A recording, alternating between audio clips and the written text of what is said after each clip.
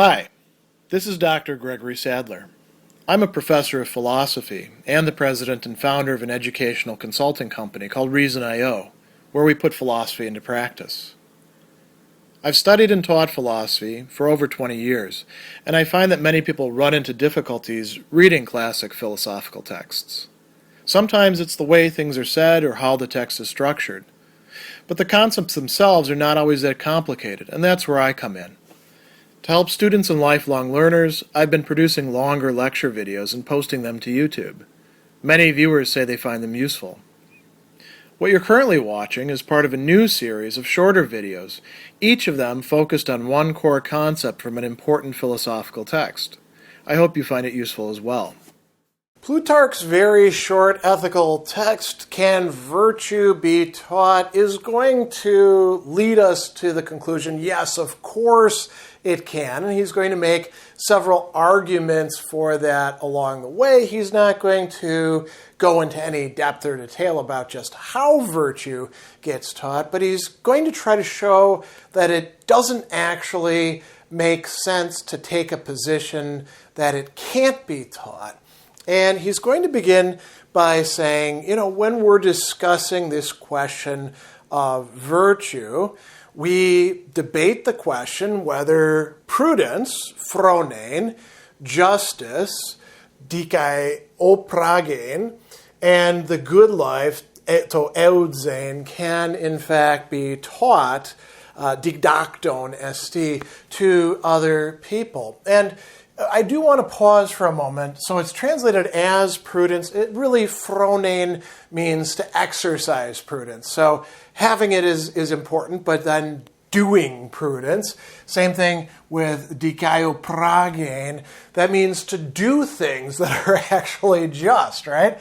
The good life, to eudzein, is also a verb there as well. And the question is, can we teach people to be able to reliably not just have these qualities, but to enact them?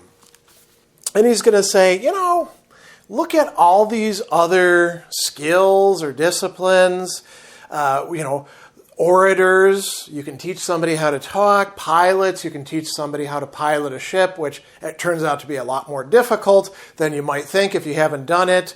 Musicians, many of us have learned musical instruments. There's a lot of skill involved there. Architects, farmers, right? The term good men, he says, some people are kind of, standoffish about this. They say that it's just a name and a mere term, meaning that it's not something that really exists, like centaurs or giants or cyclops. Why? Well, they will point out that you can't actually find any sort of deed or action, an ergon, that's completely faultless in virtue. Even if somebody does something good, just, courageous, there's always a little bit of, not being so in it. Plato actually pointed this out. If we don't have perfect justice, our own justice is going to have some injustice in it. It's impossible to have a character, an ethos, that's completely undefiled by the passions, the pathe. And you can't really have a life that's untouched by any sort of shameful thing, anything eisron in Greek. And so some people say, well, see, this is evidence that you can't really teach virtue at all. And, so maybe you could actually have somebody who turns out good, but that's just nature. It's not something that you teach. And the excellence is going to be obscured by much that's foreign in it, like wheat mixed with chaff and things like that. And Plutarch says, you can't do any of these other things that we talked about. Learning to play the harp, to dance, to read, to farm, to ride the horse, to put on shoes, to don garments, to pour wine, to bake meat. You need instruction for all of these things. Otherwise, you're going to screw them up. So, these things have to be taught. Why in the hell wouldn't the other thing, for the sake of which we do all these things like cooking and getting ourselves dressed and farming, the good life, the virtuous life, why wouldn't what these things are being done for, why wouldn't that be able to be taught as well? And he says that, are we going to actually say that the good life is unteachable? In Greek, adidakton, right? It's not able to be imparted to anybody, and that it's because of that. Irrational, alogon, does that make sense? And that it's ateknon, meaning that it doesn't require any sort of skill. Maybe anybody could do it. And he's going to say fortuitous. Now that's an interesting term there because he says automaton. So you could read that. That's the word we get automation from. That it just kind of happens automatically without us planning it at all. And Plutarch is going to say that really doesn't make sense. Why do people, get mixed up about this? Well, he goes on and he says, people think that there's all sorts of matters that you have to, kind of pay attention to, and they're kind of lesser, more trivial matters, and we don't get into fights about these sorts of things. So he says nobody, unless they've received instruction, would try to handle a loom, trying to weave. If you've ever tried weaving, it's kind of tough to do, right? Or knitting is more common in our own time. Or a book. You can read books, but you need some instruction on how to read them properly. Or a lyre, a musical instrument, right? They would suffer, no great harm if they did so. They'll just sound bad, or they won't get that much out of the book, or they won't weave something nice. They might be worried about being ridiculous, getting laughed at. But lots and lots of people seem to think that they can, now the term here is handle, and the Greek for that, metaheresthai, right? So her is hand. They think that they can set their hand to this activity, so handle is actually a good translation for it. Things like a home, an oikos, right? Now a home includes a lot of stuff. You've got, the cleaning, you've got making sure that there's money coming in and money going out, you've got all the foodstuffs that have to be handled, you've got preserving things and bringing them out at the right time. All sorts of things are involved in a home. A marriage, he's going to talk about that as well. A gamon, right, is something that requires some handling, some management. Don't we have a lot of people who think, I'm just going to get married and everything will fall into place because we love each other? Plutarch would say, whoa, you're getting yourself in trouble there, buddy. Right? A political community, a politeia. Well, that's even more complicated. Or a office, like, ruling somebody, being in charge of something, an arche in Greek. So people mistakenly think they can handle these things without learning how to get along with people, the people that are relevant in here.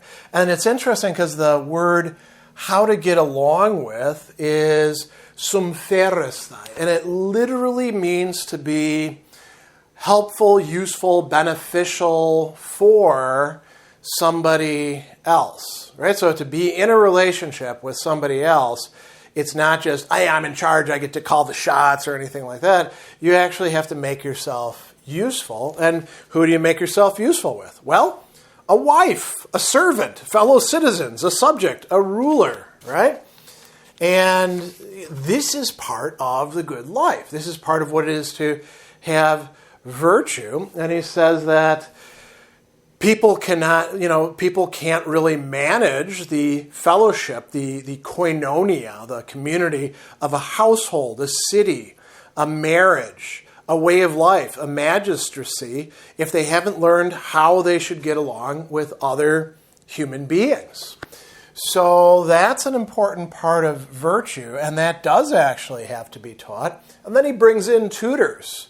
So tutors are people that we turn our children over to, right? Especially in ancient times.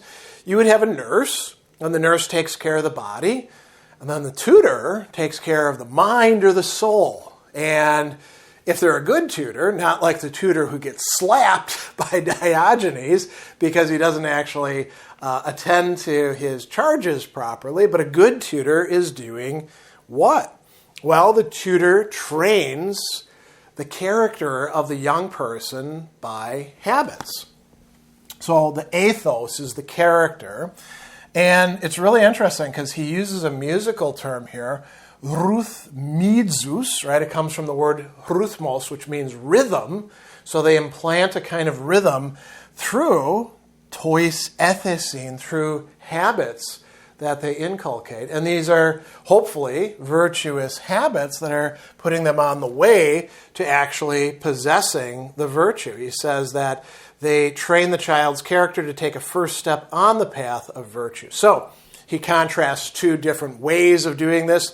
The Spartan, when he was asked what he did by his teaching, he says, I make honorable things pleasant to children. What do tutors do? All sorts of trivial stuff. For example, learning to touch salt fish with one finger, but fresh fish with two, to sit in such and such a posture. And Plutarch says, well, that's not helpful at all.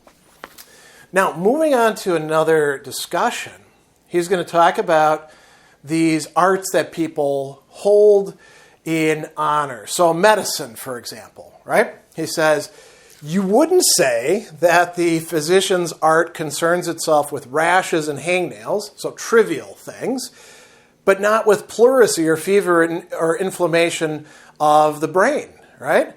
So you wouldn't say that schools and lectures and precepts are for instruction in trifling and childish duties, but for the great duties, the things that make our life actually prudent and just and good, that we just, kind of knock about and muddle through and arrive at this by accident.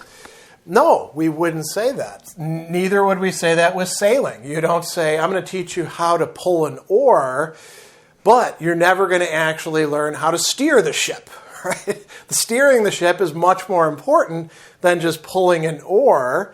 It's a higher art, so to speak. The kubernetes, the steering person, is better than just the plain old sailor. And he talks about generals as well, or, other military officers. He's got this great line. When Callias asked the general Iphicrates, who are you? Bowman, targeter, horseman, or hoplite? Iphicrates replied, none of these. I'm the one who's in charge of these guys. I'm the one who tells them what to do, right? So if you're going to say, well, there's an art of using the bow or fighting in heavy armor or slinging or riding a horse, we can teach all that sort of stuff, but you can't teach strategy at all. People would look at you and say, what are you, stupid? Of course you can teach strategy. That's the guy who tells these other people what to do. Where's Plutarch going with this? Well, that's what virtue does, particularly one virtue, prudence. Prudence is the master virtue that is telling all the other skills when and what to do and why to do it. So, like he's going to say, claiming that the other arts are learned but virtue isn't is kind of odd, because without prudence, phronesis, there's no gain or profit from the other arts. You might be great at running the household, but if you don't know why the hell you're doing it, if you're doing it in imprudent ways, it's probably for naught. You could be great at winning military victories. Actually, the Spartans are great examples of this. But if those military victories screw up your society, not very prudent, not going to lead to the good life, right? And so he's going to say that prudence is actually what should be in command, hegemon, the word that we get hegemony from, right? And it gives orders and system and arrangement to things. So order is actually kosmios, right? So that's another way of talking about that is beauty or articulation. System is a different term, diathesis, the arrangement. And then taxis is how things are arranged as well. Prudence is what's needed to provide that. So if you're going to claim prudence can't be taught, you're claiming that we can't actually live the good life because we can't figure out what to do with the other skills that we have. And this is a really interesting discussion that bears not just on Plutarch's ancient times, right? But it is incredibly contemporary. People who may have gone to school and gotten themselves a great professional degree, but they lack prudence, they're going to screw up their lives. And they're probably not going to even be that good in their profession. So, Plutarch is providing you here with some arguments for the position that, yes, indeed, virtue can be taught, and it needs to be taught.